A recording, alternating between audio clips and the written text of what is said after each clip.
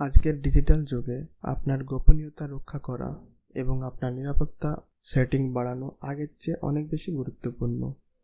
এই ভিডিওতে আমরা আপনার ব্যক্তিগত তথ্য এবং আপনার ডিজিটাল জীবনকে সুরক্ষিত রাখার জন্য এই 6টি টিপস নিয়ে আলোচনা করব। পাসওয়ার্ড এমনভাবে তৈরি করুন যার মধ্যে একটি capital letter, small letter, special character ও নাম্বার দিয়ে এই রকমভাবে পাসওয়ার্ড তৈরি করবেন এবং তার সাথে পাসওয়ার্ডটি আপনি একটু চেষ্টা করবেন বড় রাখার। অনেক সময় আমরা এই ধরনের পাসওয়ার্ড রেখে থাকি, যেমন 1 2 3 4 5, আপনার প্রিয়জনের নাম এবং আপনার পার্সোনাল ইনফরমেশন দিয়ে পাসওয়ার্ড তৈরি করেন। এই পাসওয়ার্ডগুলি সাধারণভাবে কমন পাসওয়ার্ড হয়ে থাকে, তো এই রকম পাসওয়ার্ড থেকে দূরে থাকবেন। আপনি লগ ইন করার সময় পাসওয়ার্ড দেওয়ার পরে আপনার স্মার্টফোনে SMS কিংবা মেইলে আরেকটি OTP পাঠানো হয়। এটাকে 2 ফ্যাক্টর অথেন্টিকেশন বলা হয়। অনেক সব জায়গাতেই আপনার পাসওয়ার্ড দেওয়ার পরে আপনাকে অথেন্টিক পাসওয়ার্ডের জন্য বলা হয়। এতে যে সুবিধাটি হয়, আপনার পাসওয়ার্ড কারো কাছে চলে গেলেও এই দ্বিতীয় ফ্যাক্টরটি আপনাকে সুরক্ষিত রাখবে।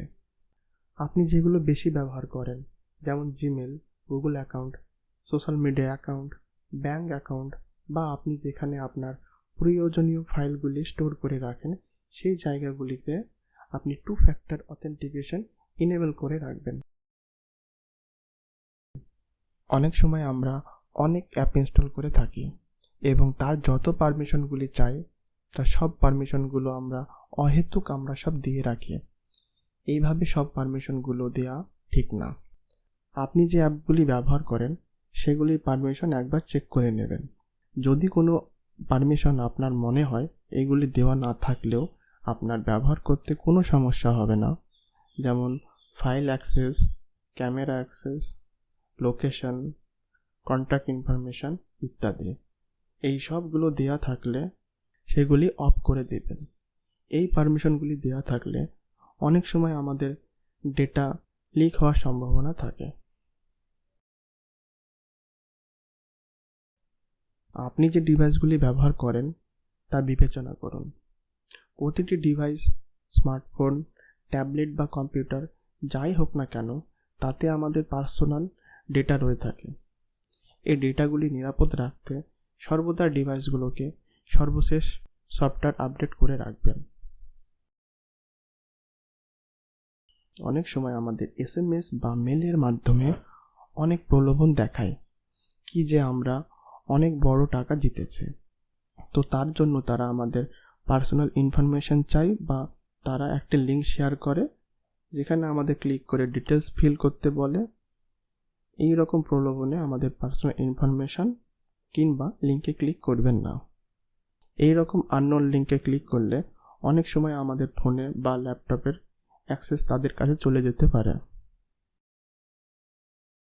অনেক সময় আমরা অনেক জায়গাতে, যেমন বাস স্টপ, স্টেশন কিংবা মলে ফ্রি ওয়াইফাই সিগন্যাল পেয়ে থাকি। এই ওয়াইফাইগুলিতে আপনি মোবাইল কানেক্ট করবেন না, কারণ অনেক সময় অনেক হ্যাকার এইরকম ফাঁদ পেতে থাকে এবং মোবাইলটি কানেক্ট হওয়ার পরেই আপনি মোবাইলে যা অ্যাক্সেস করবেন সেই ডেটাগুলোই তাদের কাছে চলে যেতে পারে। আমাদের চারিদিকে প্রতিনিয়ত এই ধরনের নানান ফ্রড কিংবা প্রতারণার শিকার হচ্ছে। নিজেকে সতর্ক রাখার জন্য আমাদের সবাইকে প্রতিনিয়ত এই ধরনের নিউজ দেখার প্রয়োজন, যাতে আমরা সতর্ক হতে পারি এবং আমাদের দ্বারা যেন সেই ভুলটি না হয়। এই ছিল আমার ক্ষুদ্র প্রচেষ্টা। আশা করি এই টিপসগুলো ফলো করলে সামান্য হলেও আপনি সুরক্ষিত থাকবেন। তো আজকের ভিডিও এখানে শেষ করছি। দেখা হচ্ছে নেক্সট ভিডিওতে।